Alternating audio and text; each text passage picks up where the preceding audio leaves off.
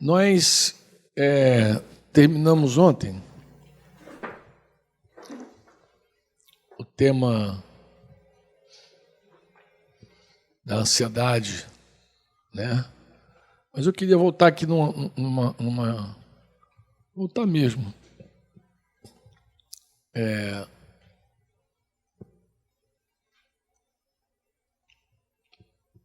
Acho que ficou assim uma coisa que eu acho que julgo importante falar. Talvez eu volte um pouquinho ou não.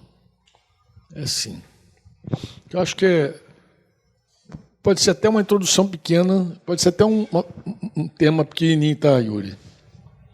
Quando o Senhor diz, buscai, pois, em primeiro lugar, o seu reino e a sua justiça.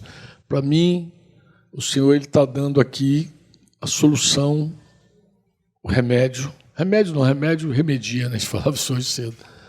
Ele está dando assim a cura do problema da ansiedade e da divisão. Na verdade, a divisão existe por causa disso.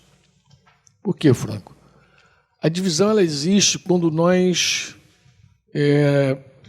não buscamos mais, em primeiro lugar, o reino e a justiça. Ou quando nós nunca buscamos, quando o reino nunca foi de verdade o centro da nossa vida. Nunca foi a paixão dominante da nossa vida, né? É muito fácil você ver cristãos divididos quando eles não têm assim claramente o reino como prioridade. O reino não é de verdade o que ele busca, o reino e a sua justiça, né? E o verdadeiro discípulo, Jesus, aquele que tem compromisso com o Senhor, ele precisa procurar o reino acima de tudo. Acima de tudo. A gente tem que ter luz de que somente o Senhor, é somente Deus que merece, e somente Ele que deveria dar direção, ordem para toda ambição da nossa vida, todo interesse nosso, interesse total da nossa vida deveria ser o Senhor. É o interesse pleno, total. Tudo dele, por meio dele e para ele. É no reino de Deus que nós podemos, eu vou mais além, devemos entregar nossos corações de forma incondicional. Eu creio que essa é a conclusão de Jesus, né? É isso que ele está dizendo. Busca o reino em primeiro lugar.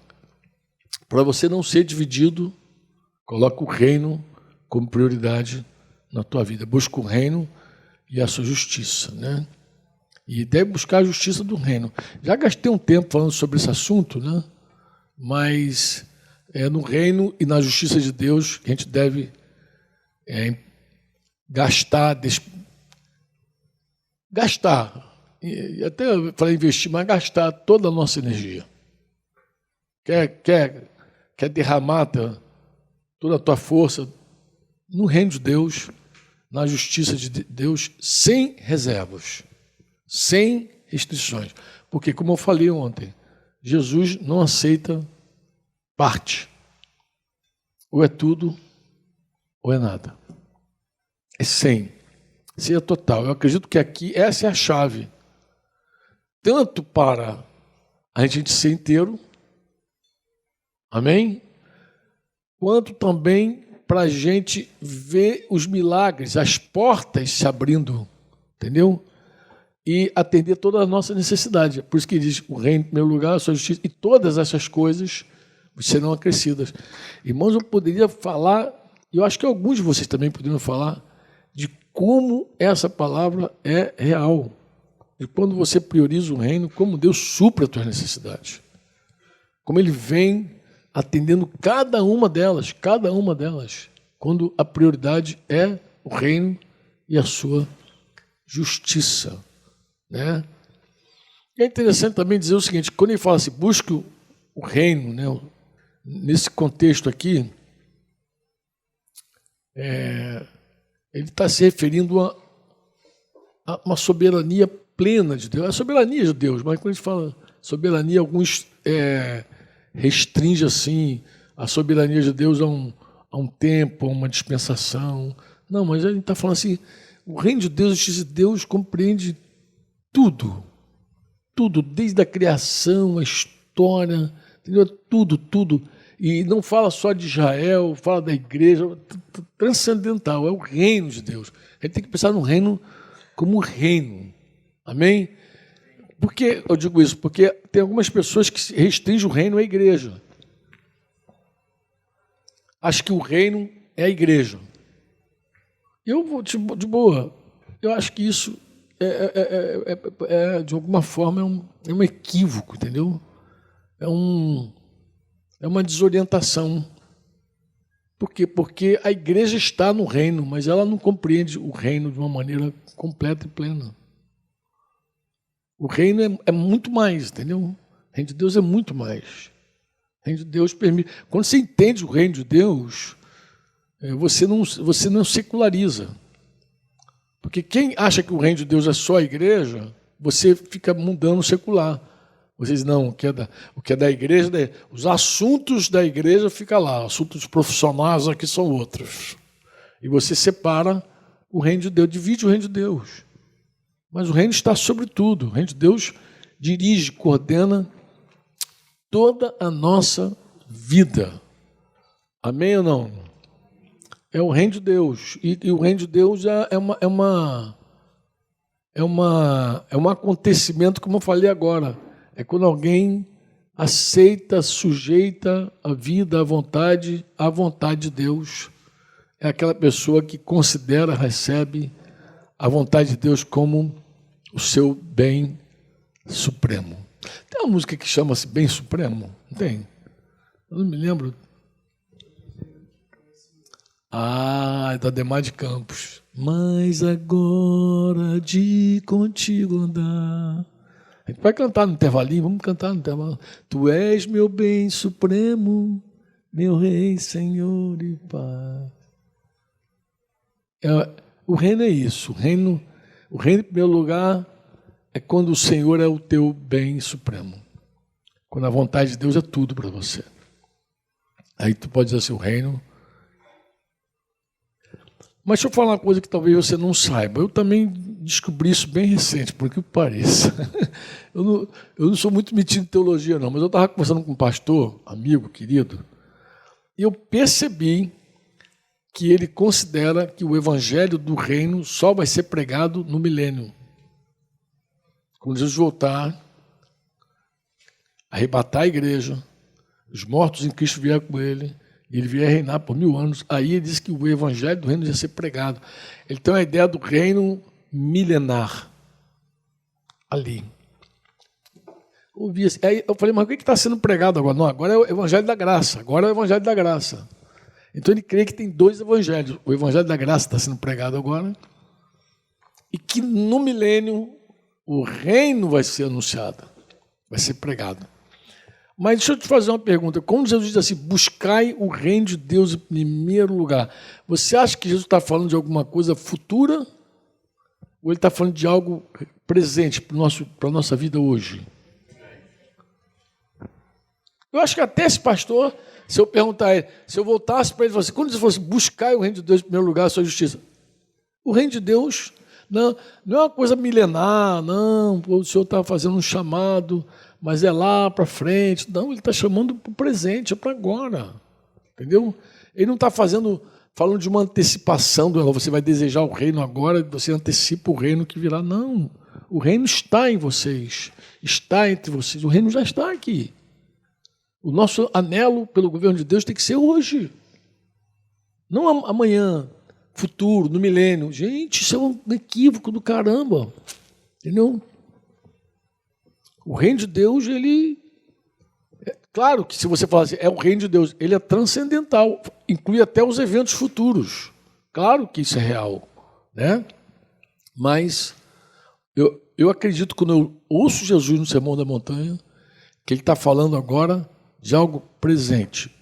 Que ele está falando da tua vida, da minha vida, hoje. Tá? Você pode dizer amém ou não? Então, se você disser que o reino de Deus, nesse contexto que Jesus está falando, que o Senhor está se referindo ao domínio soberano de Deus sobre seu povo, sobre, né? Então, o que nós temos que procurar é o quê? É a submissão da nossa vontade à vontade dele. Porque é isso que buscar o reino de Deus em primeiro lugar, é isso. Se você está falando assim, vem o teu reino, seja feita a tua vontade.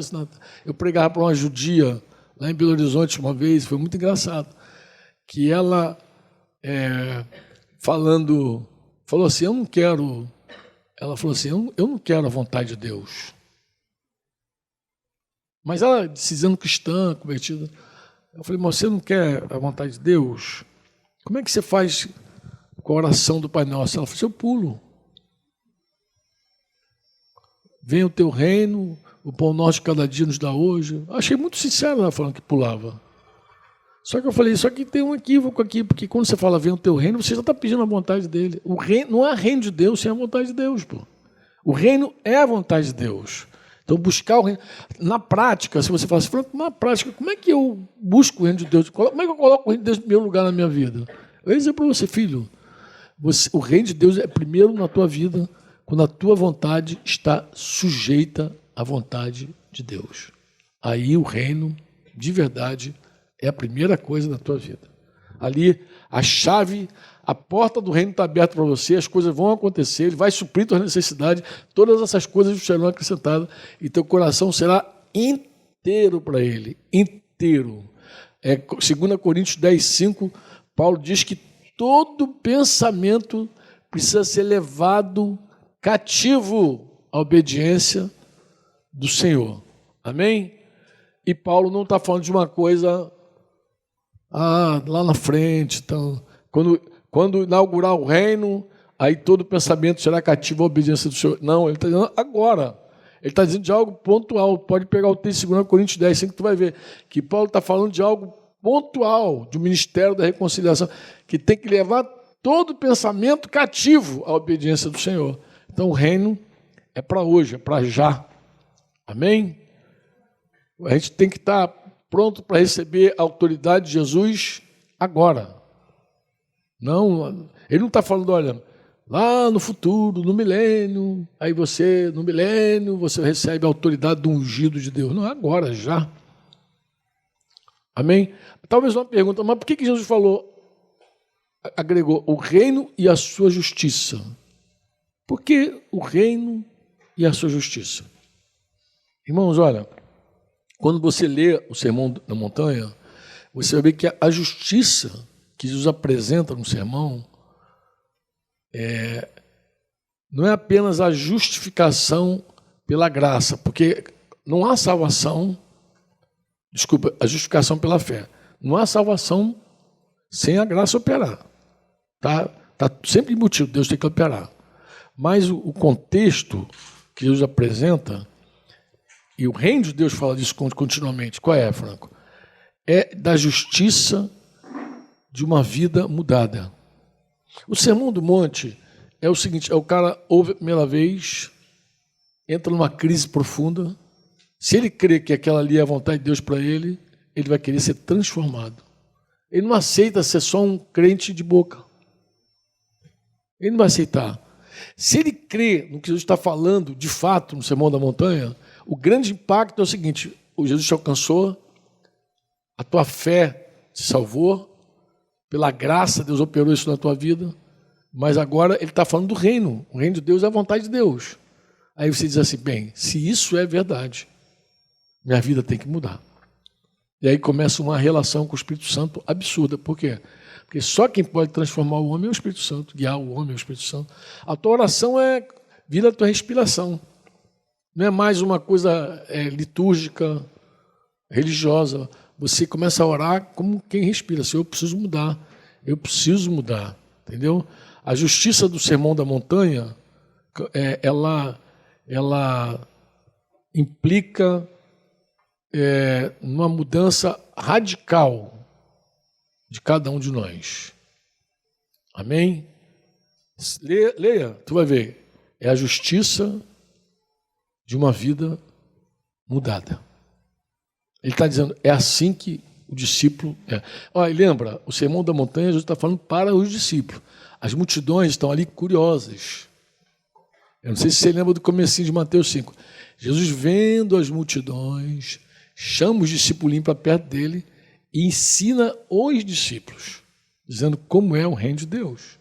E depois as multidões estão, capítulo 7, quando termina, está assim, que tremendo, o que ele está dizendo, nunca ouviram nada igual. A justiça do reino de Deus é prática. Você pode dizer amém ou não? É prática de quê, Franco? De um verdadeiro amor. Tanto para com Deus, como também para com as pessoas. A justiça do reino de Deus trata de um coração realmente quebrantado, puro, cheio de amor pela outra pessoa. O reino de Deus, na nossa vida, entende, ele não quer fazer só trazer para nós uma ideia, uma fé diferente. Agora eu creio diferente. O reino de Deus, ele quer trazer produzir até, frutificar em nós um novo relacionamento com Deus e uma nova vida transformada que alcança as pessoas. É assim, o meu relacionamento com Deus, o teu relacionamento com Deus impacta na vida das pessoas. É o reino de Deus. Está entre nós. Amém? O reino de Deus, ele está entre nós. Quem pode dizer amém? E impacta tudo. Impactar. Quando eu falo impactar vida, impacta teu casamento, tua família, tua profissão, tua relação com o dinheiro, com o sexo oposto. Impacta tudo. O reino vai impactando tudo. Não tem essa do reino não impactar alguma coisa na tua vida. Se o reino não impactar alguma coisa na tua vida, algo está errado, entendeu? Alguma coisa está religioso na tua vida. Ele tem que impactar tudo, tudo, tudo. Ele tem que entrar com força, né?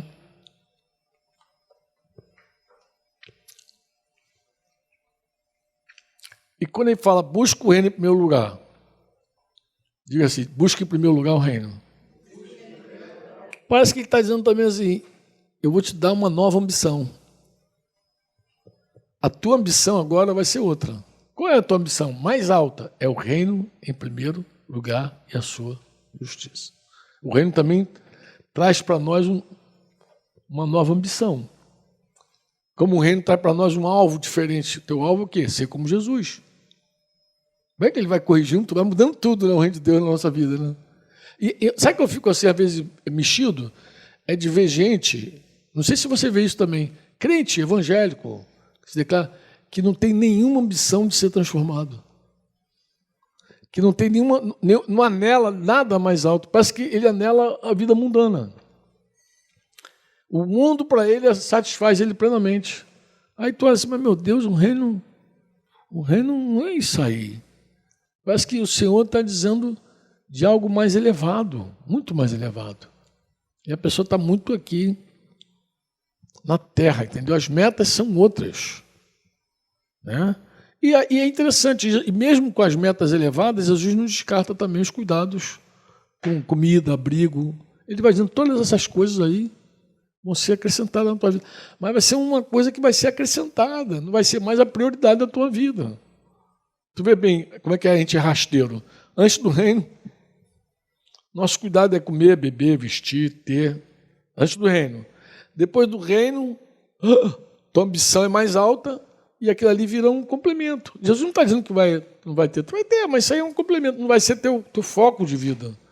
Tu não vai queimar, tu não vai trabalhar pelo pão que perece. Teu trabalho vai ser mais alto, mais elevado. O pão que perece vai vir como complemento, entendeu? Virá. Essas coisas serão acrescentadas na tua vida.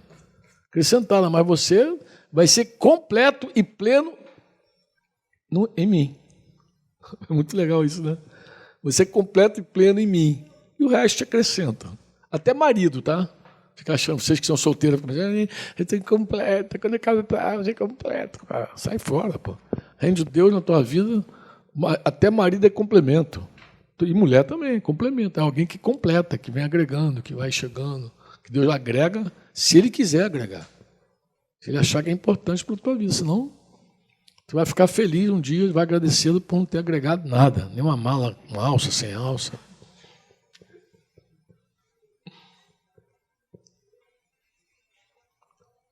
Diz comigo assim, se procurarmos o presente, perderemos a eternidade. Diz assim, se procurarmos o céu, ganharemos a terra. Então, se a gente procurar o céu, a terra vem junto. Mas quando a gente procura a terra, a gente perde o céu. É isso que Jesus está dizendo. Se você focar o céu, a terra é um complemento. Se você focar a terra, o céu sai da tua vista. Você perde o céu. Isso está tão claro que é assim, o pão nosso de cada dia ele entra, mas ele entra onde? Depois que Pai nosso que está no céu, santificado seja o teu nome, venha a nós o teu reino, seja feita a tua vontade. Aí depois o Pai nosso, aí entra as outras coisas. Mas primeiro é o reino. Você pode dizer amém ou não? Elas estão anotando aquelas frasinhas de Instagram ali, de Facebook. Eu já conheço já. Quando o negócio entra com efeito assim, isso aí dá um negócio bom, uma foto maneira. Né? Mas é real. Quem coloca os olhos no reino tem as demais coisas. As outras coisas são agregadas. E as demais coisas que Jesus está falando é coisa da terra que ele está agregando. Porque ele vem falando justamente de comida, beber, vestir, coisa da terra. Ele está falando, tu coloca os olhos na eternidade e essas coisas temporais chegam, pô, para você. Coloca os olhos na temporais, tu perde a eternidade, pô. Tu coloca os olhos nas coisas temporais, tu vai ficar cego com relação à eternidade. Mas coloca os olhos na eternidade, no reino de Deus, sua justiça. Foca. E essas coisas serão agregadas. Você pode dizer amém ou não? Amém. Amém ou não? Amém. Se nós nos entregarmos e vivermos a vida em função das coisas materiais, irmãos, toda a nossa ambição, toda a nossa busca é corrompida. Toda ela é corrompida. Mas se nós buscarmos o reino de Deus em primeiro lugar, com a justiça, olha aqui, vou até usar uma palavra, todas as nossas aspirações, elas serão realçadas, tem novos contornos. Eu falei isso com vocês ontem, não falei? Você tem o teu desenho. É interessante. Você coloca os olhos no lugar errado e corrompe até o que é bom. Você coloca os olhos na eternidade no certo e aí Deus te dá novas ambições, assim, coisas novas. Se aspira a coisas mais excelentes. E trabalha por coisas mais excelentes. E teu desenho passa a ser um desenho claro para você. Eu vou até terminar dizendo isso para você. Acho que vale a pena dizer isso, entendeu? O mundo, a vida na Terra, eu tenho a impressão que ela apresenta assim, uma variedade absurda de opções.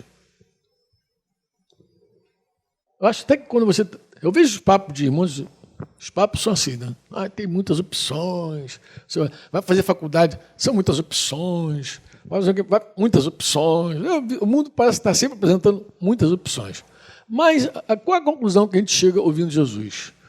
A gente chega à conclusão de que o Senhor não dá muita alternativa. Ele só dá duas. Ou você trabalha pelo céu, foca o reino de Deus, ou você trabalha para você na terra. Essas duas alternativas que ele dá. O mundo vai te apresentando várias opções e ele te dá apenas duas. Amém? E aí, quando você foca no mundo, o eterno se esvai. você perde a visão do eterno. Fica dividido, confuso, infrutífero, perturbado, se vendo incapaz, obrigado, Senhor, incapaz, se vendo, tu olha o teu desenho e não vê teu desenho. Quando você foca o reino e a justiça do reino, o teu desenho ganha. Outro dia eu vou terminar aqui mesmo, para aquela pausa. Falei isso, não sei quantos minutos já tem aqui, mas 25, me dá 5 minutinhos aí. Olha só, 5 mesmo. Outro dia eu usei esse exemplo para os irmãos. Eu teria até que ter uma folha aqui, mas faz de contas que alguém te deu uma obra para você restaurar. Então, cara, vou pegar aqui o negócio aqui.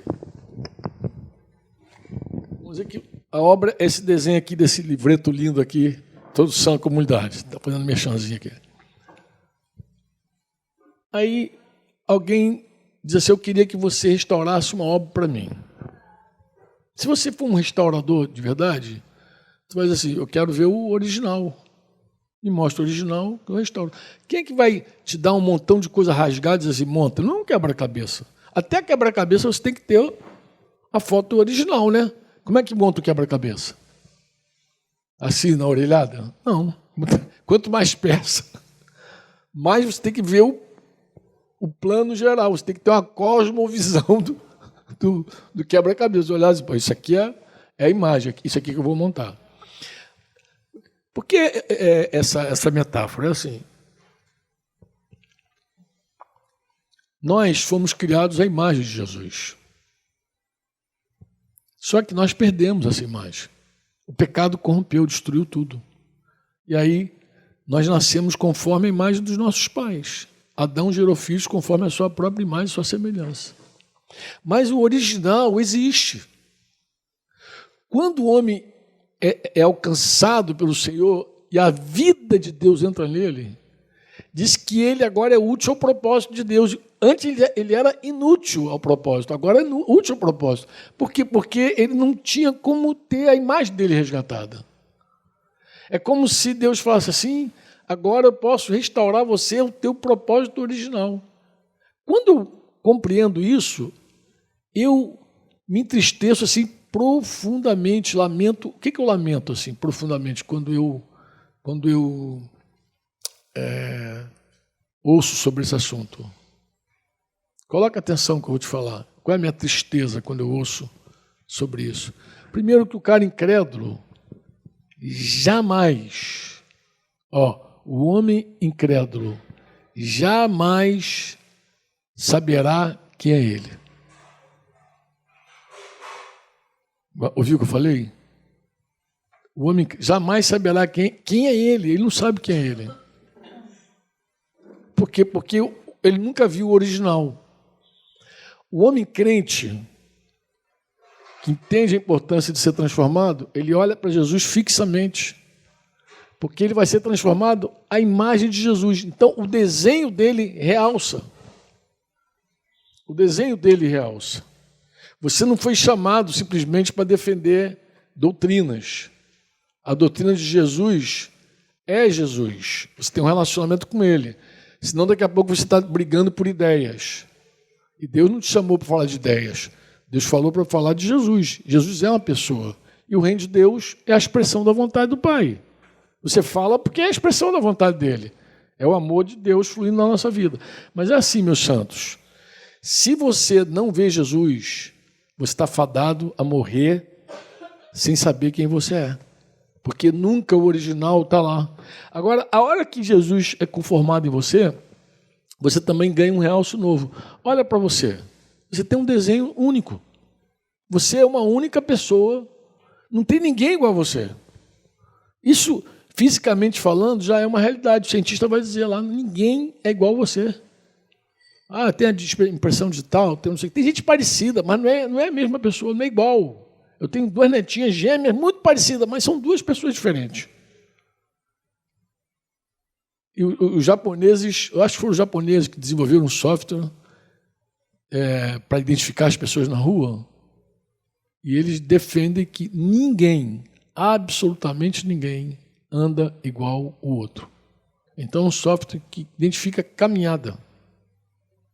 Então, imagina você andando e pela tua maneira de andar,